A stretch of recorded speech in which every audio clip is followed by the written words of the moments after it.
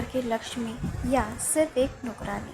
तरुण गुस्से और दुख के मिले जुले लहजे में कहता है, दादी, अब इस बारे में कोई बात नहीं होगी। अब माँ को कोई कुछ नहीं कहेगा और माँ अगर नौकरी करना चाहेगी तो वह ज़रूर करेगी। हम बच्चे उनके साथ हैं और हमेशा रहेंगे।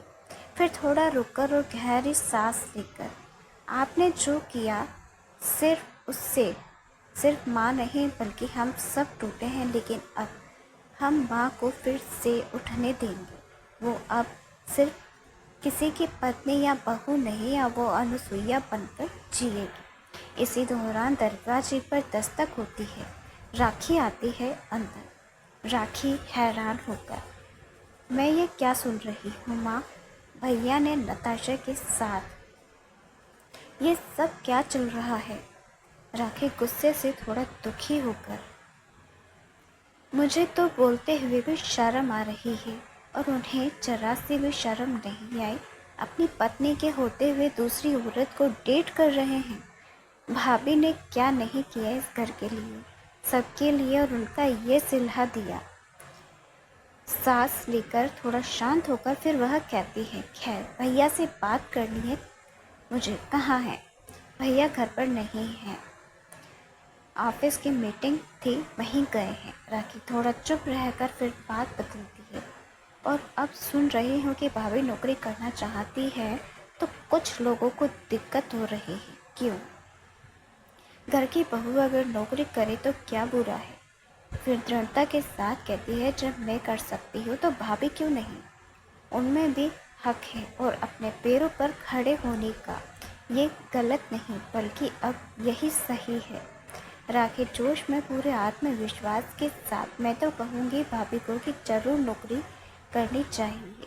अब बहुत हो गया, उन्होंने सबका साथ दिया है और अब हमारी बारी है उनका साथ देने की, और हम उनके बच्चे और उनके अपने उनके साथ खड़े हैं।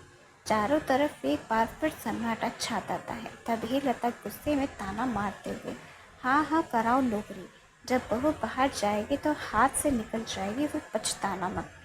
तभी तेज आवाज में बाबूजी कहते हैं, बस लता, अब एक शब्द और नहीं सुनना है मुझे। बाबूजी का चेहरा गुस्से और दुख से लाल हो चुका था। अगर तुम उसे प्यार नहीं दे सकती तो उसे गलत कहने का कोई हक नहीं है तुम्हें। कसम है मुझे, अब इस घर में अन्नू के खिलाफ एक भी शब्द बर्दाश्त नहीं करूँगा। जो उसे रोकेगा वह मुझे रोकेगा। लता बड़बड़ाते हुए, जब सब कुछ कर चुकी होगी तो मुझे मुंह दिखाने लायक नहीं छोड़ेगी। तब मत कहना कि मैंने नहीं जताया।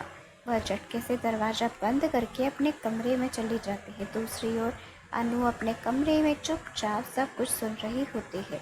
उसकी आंखों में आंसू हैं, लेकिन अब वह आंसू कमजोरी के नहीं बल्कि हिम्मत और ठान लेने के हैं। तभी राखी उसके पास आती है। राखी अनु के पास बैठते हुए प्यार से, भाभी आप मम्मी की बातों को दिल पर मत लो, वो ऐसे ही भूलती है सब पर, कभी बच्चों पर तो कभी नौकरानी पर, आज आप पर भी बोल रही हैं। अनु चुप रहती है और फिर झुकाकर आंखें पोंछ लेती है। राखी उत्साह से, आपको जो करना है आप करो, हम सब आपके साथ हैं। वैसे भाभी आप क्या करना चाहती हैं? कुछ तो मन में होगा ना, मुझे बताइए, मैं आपकी मदद करना चाहती हूँ। अनु थोड़ा मुस्कुराती है पर उसके मन में बहुत कुछ चल रहा होता है। अनु धीरे से, पता नहीं राखी, बस इतना जानती हूँ कि अभी मुझे किसी पर निर्भर नहीं रहना है। जो करना है अब अपने लिए करना है, पर क्या करूँ ये अभी तक नहीं सोच पाई। राखी, तो चलो साथ बैठते हैं और सोचते हैं। आपके अंदर एक हुनर है, इतना स्वादिष्ट खाना बनाती हो, इतनी समझदारी से बातें करती हो, आप कुछ भी करोगी ना भाभी तो उसमें जान डाल दोगी। मैंने सोचा कि मैं स्कूल में कुकिंग क्लासेस ज्वाइन करूं ताकि छोटे बच्चों को और बाकी बच्चों को भी कुकिंग सिखा सकूं।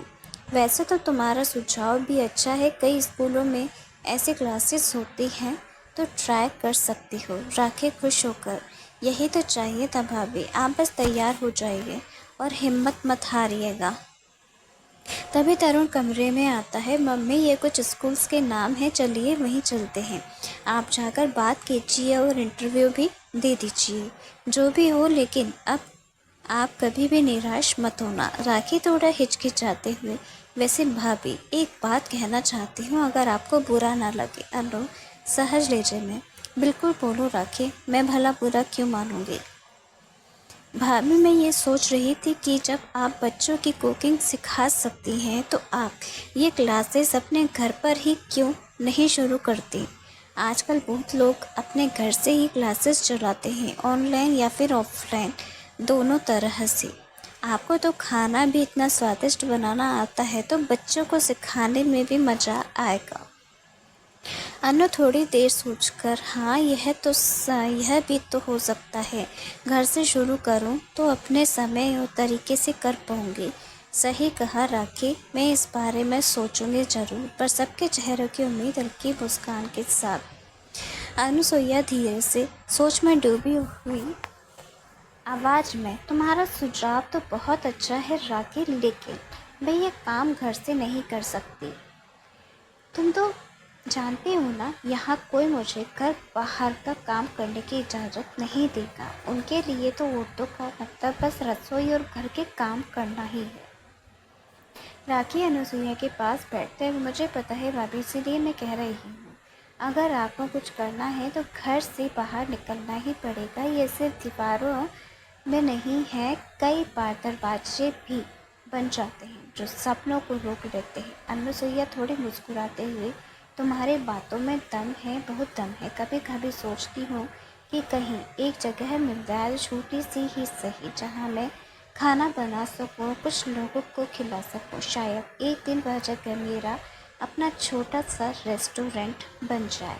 और क्यों नहीं राखी, और क्यों नहीं। तुम्हारे हाथों में जादू है जो खाने को यादगार बना देता है। और तुम्हारा डांस, वो मत भूलो भाभी, तुम चाहो तो बच्चों को डांस सिखा सकती हो, जैसे कथक, फ्लॉक डांस, जो भी तुम चाहो। अनुसुईया गहरी सांस लेती है। डांस कितने साल हो गए हैं ना पायल ले भी कहीं अलमारी में बंद है, मगर अब लगता है कि फिर कुछ करने का वक्त आ गया है। पर राखी, मैं अकेले ये सब नहीं कर सकती। राखी, आप अकेली नहीं हैं भाभी, मैं हूँ, तरुण है, स्वीटी है, और आप तो बाबूजी भी आपके साथ है।